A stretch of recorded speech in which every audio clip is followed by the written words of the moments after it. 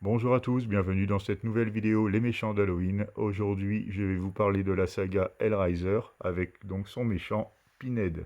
Je vous représente vite fait le Metal Pack de l'atelier d'images qui est sorti très récemment, qui contient donc la tétralogie des 4 premiers épisodes.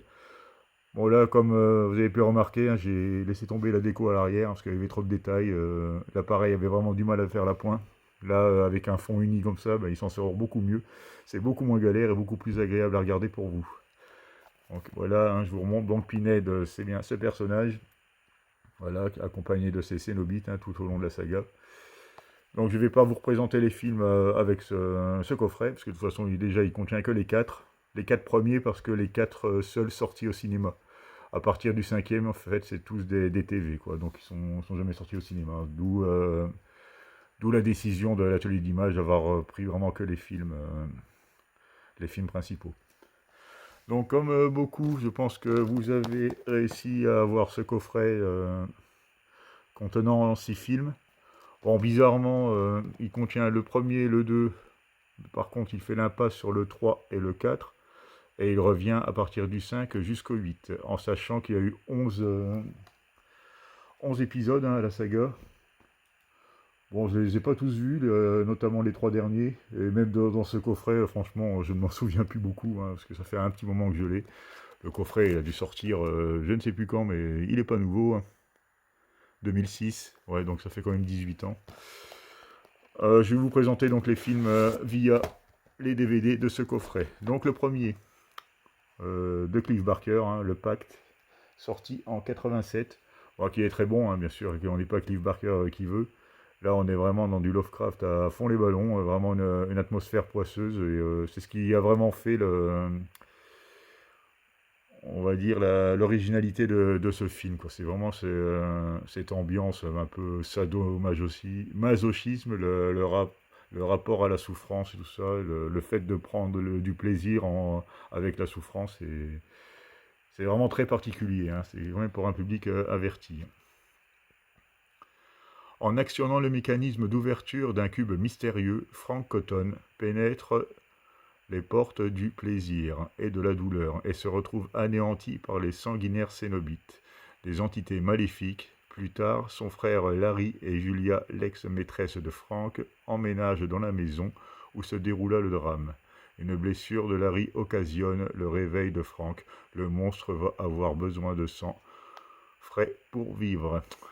Donc voilà, ça vous annonce la couleur. Donc en 88 sortait sa suite, donc sous-titré Les Écorchés. Celui-là était vraiment très bon aussi. Celui-là, je me rappelle qu'on l'avait pris en vidéoclub à l'époque. On l'avait loué. À l'époque, on louait encore les magnétoscopes, parce que c'était trop cher même un magnétoscope pour en avoir un chez soi. Donc on louait le magnéto et les cassettes avec. Donc celui-là, c'est un film qui me marquait de cette époque. Je ne sais pas pourquoi. Donc celui-là, il a été réalisé par Tony Randall. Donc il est très sympathique aussi, il fait toujours partie du coffret. De toute façon, tout ce qui est DVD à la une comme ça, ça faisait partie du coffret. Par contre, le 3 n'y était pas, donc je l'ai dans cette édition, je ne sais même plus qui c'est qui a sorti ça.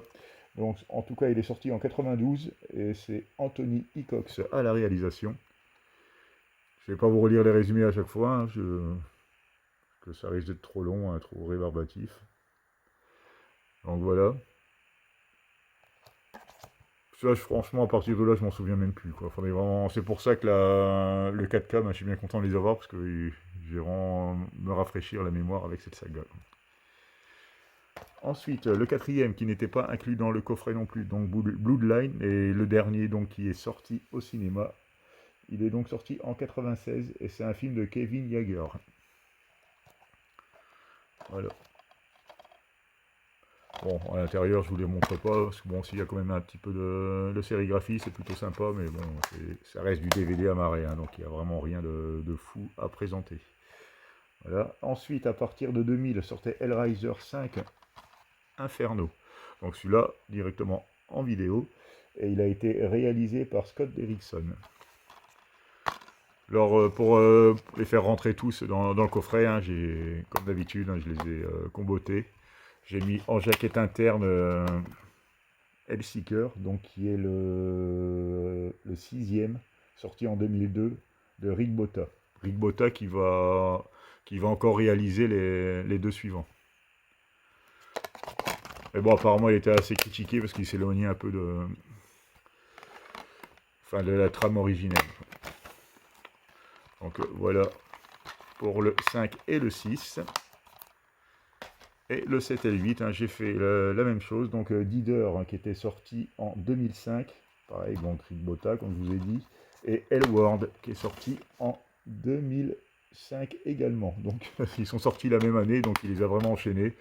Bon, à mon avis, ça, la qualité en a pâti, hein, on va dire.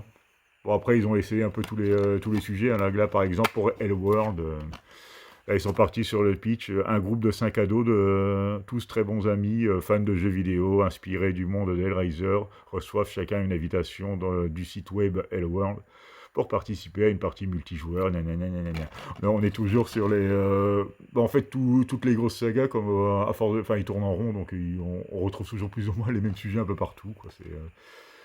Mais bon, c'est comme ça. Bon, ceux-là, franchement, je ne m'en souviens plus du tout. Et après, à partir de 2011, est sorti Hellraiser Révélation par Victor Garcia. Mais celui-là, je ne le connais pas. Je ne sais même pas s'il est sorti en français. S'il est sorti en français ou... Parce que moi, j'ai vu qu'il n'y avait que de l'import hein, sur Amazon. Ensuite, en 2018, donc encore 7 ans plus tard, sortait Le Jugement de Gary Tunnicliffe. Et pour finir, en 2022, David Buckner a ressorti apparemment un remake du premier. Donc voilà, comme j'ai pas d'autres disques à vous montrer, je vous remontre le coffret. Hein,